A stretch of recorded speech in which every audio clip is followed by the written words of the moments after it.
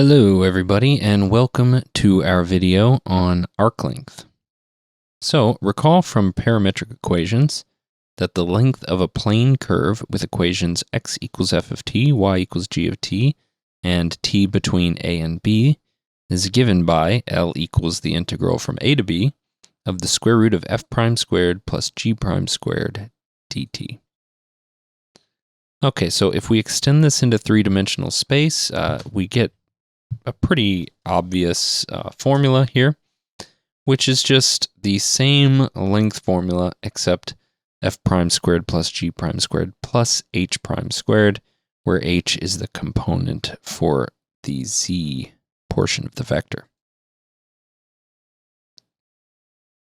So the key things to keep in mind in this theorem is that if C is a curve with this vector equation, it must be traversed only one time for t from A to B. So if you've got like a circle in three-dimensional space, then you might have that your values for t could go from, say, 0 to 4 pi, would travel that circle twice. And then if you did that computation, you would get double the length of the actual curve itself. So you just want to keep that in mind. Make sure if you need to choose the A and B values yourself, that you choose values such that the curve is only traversed one time.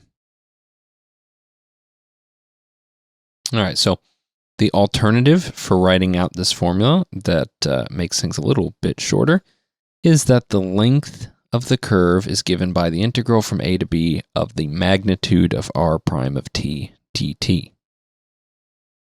So let's do an example here. Find the length of the arc of the circular helix with vector equation r of t equals cosine of t sine of t, cosine of ti plus sine of tj plus tk from the point 1, 0, 0 to the point 1, 0, 2 pi.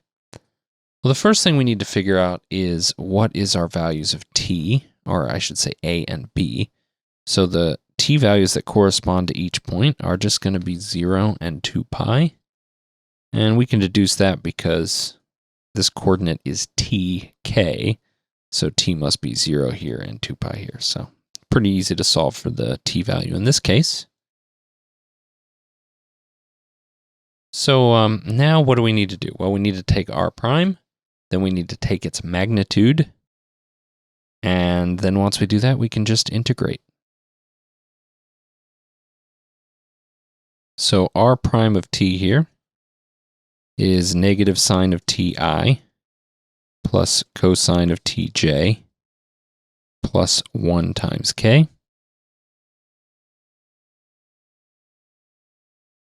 And the magnitude of this is just going to be the square root of its components squared, so negative sine of t squared plus cosine of t squared plus 1.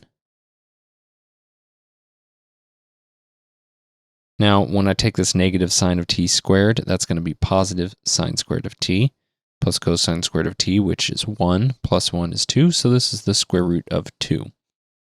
So that means our length here is given by the integral from 0 to 2 pi of the square root of 2 dt.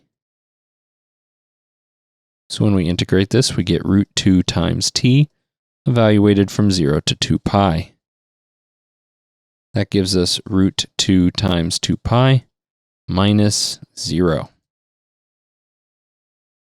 And we can just leave this as, I'll write it as 2 pi times the square root of 2. I don't know why, that just looks better to me. Okay, there we go, that's our answer. Let's go ahead and move along. So now we're going to talk about a pretty important fact. So I've mentioned this in passing before, that you can represent these curves by more than one vector function. So as an example, that twisted cubic function, t squared t cubed, you can rewrite that as e to the u, e to the 2u, and e to the 3u, where u is between 0 and ln of 2. So remember, the thing that defines the shape of the curve is just the relationship between x, y, and z. So this relationship here is the same. Y is the square of x, and z is the cube of x. So that relationship is the same.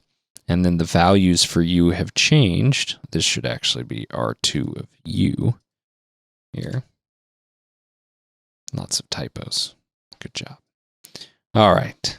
So you see that if you plug in these values for u, you get the same values here that you would have had for t plugging into this function.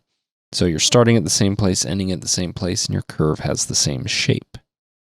So we say that these are different parameterizations of the curve.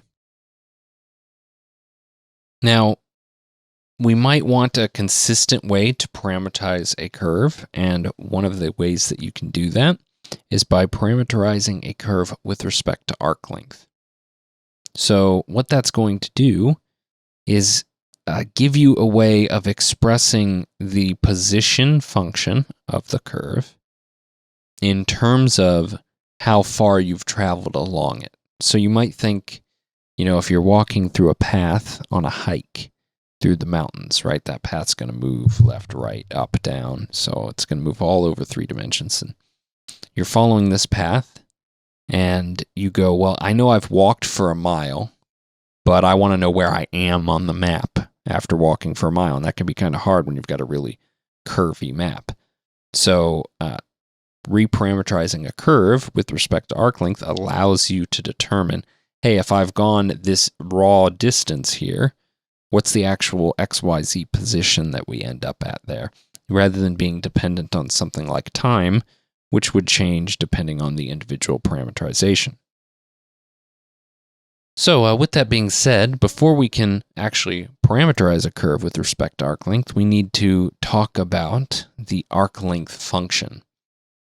So for a curve C with vector equation r of t given here, just like usual, where r prime of t is continuous and c is traversed exactly once as t increases from a to b, we define the arc length function as s of t equals the integral from a to b of the magnitude of r prime of u du. So that's just the same thing here, the square root. That should be another typo. That should be t here. Okay. So what we're saying here, s of t is a function that outputs the length when you stop at this point t. So in other words, s of t is the length of the curve when you stop at r of t along the curve. So that's all we're doing. We're replacing our upper bound b with a variable t, and then we're integrating like normal here. And we've just changed our variable inside the integral u so that we're not using the same variable, which wouldn't make sense. Now, one of the key things to realize here is that since this gives us an arc length function, and the fundamental theorem of calculus tells us that the derivative of arc length with respect to your variable t is the function inside the integral. So in this case, it's the magnitude of r prime of t. So this is what the fact that we can use to reparameterize in terms of arc length. So we can take this relationship here, ds divided by the magnitude of r prime of t equals dt, and we can solve for t in terms of s and substitute back into our original function. So that's what's going to allow us to describe a point on a curve in terms of its length from the starting point, instead of in terms of some arbitrary t value. So let's take a look at an example here. So we want to reparameterize the curve with respect to arc length measured from the point where t equals 0 in the direction of increasing t values. So in order to do that, we want to use this relationship, ds dt equals the magnitude of r prime of t.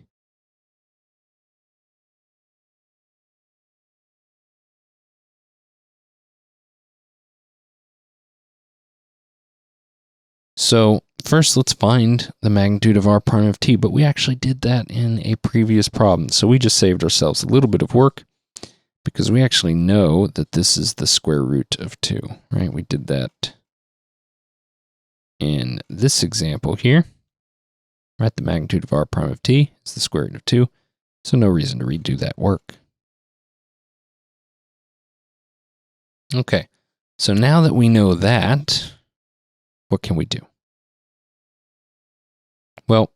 we know that this is equal to ds dt. So if I multiply dt across, I get the square root of 2 dt equals ds. And we can integrate both sides of this, which gives us the square root of 2t equals s. Now, technically speaking, we might have some constant added here, right? But the way we're setting this up, when t equals 0 is our starting point, and that means our length should be 0 at that same point. So 0, 0, that means c has to be 0. So we don't really need to worry about that constant there. We could just get rid of that. Okay, so now this allows us to rewrite t in terms of s divided by the square root of 2.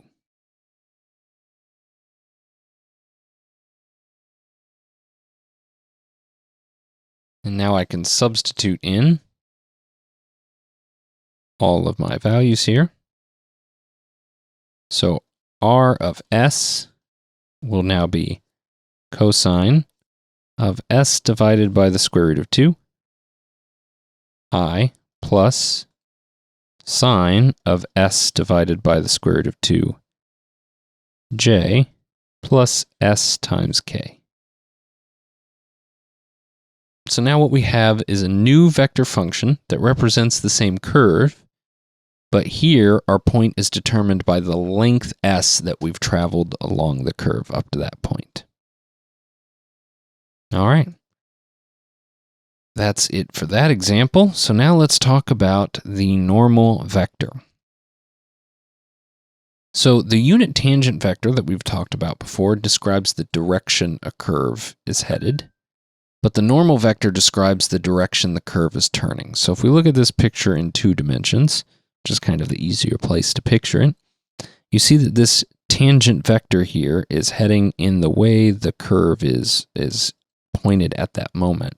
But the normal vector is telling you which direction that the curve is pulling towards, right? So the curve at this instant may be going this way, but the curve is starting to pull in the direction of this normal vector.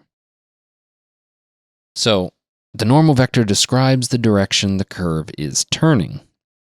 Now, if t is the unit tangent vector function for a curve, and it is differentiable, then we define the normal vector as t prime of t divided by the magnitude of t.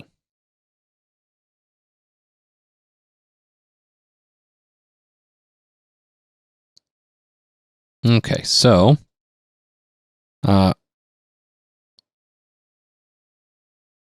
let's go ahead and calculate an example of this. We're going to find the unit normal vector for r of t, which is equal to cosine of ti plus sine of tj plus tk.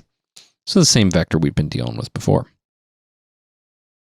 So first, we need to find t of t. So that means we have to find the derivative vector, which we've done before. That's sine of ti plus cosine of tj plus 1k. And the unit tangent vector should be that divided by its magnitude.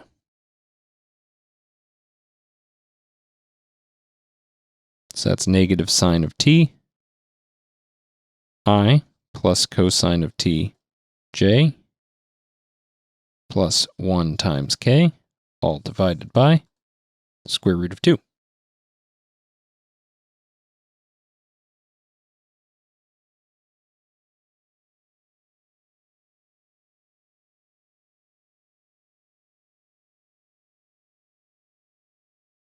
Okay, so now we need to find the derivative of the unit tangent vector.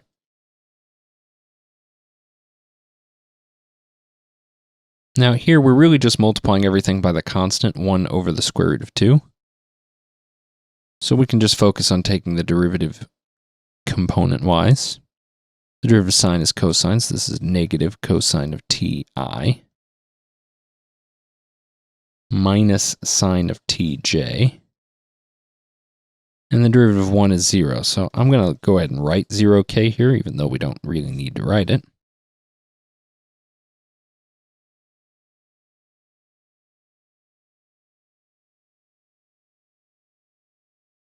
And so if that's my derivative of my unit tangent vector, then well, let's go ahead and combine. Let's distribute this 1 over the square root of 2 here. And we get negative cosine of t over root 2 I minus sine of t over root 2 j plus 0k.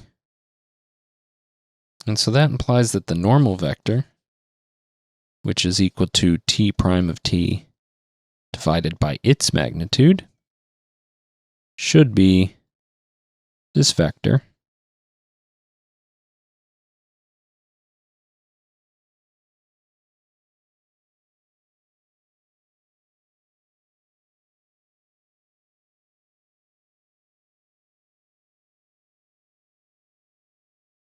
divided by the square root of negative cosine squared of t. I should say negative cosine of t all squared. Let's be a little more careful here. Plus negative sine of t squared plus 0 squared. But this gives us cosine squared plus sine squared, which is 1. Take the square root, that's 1.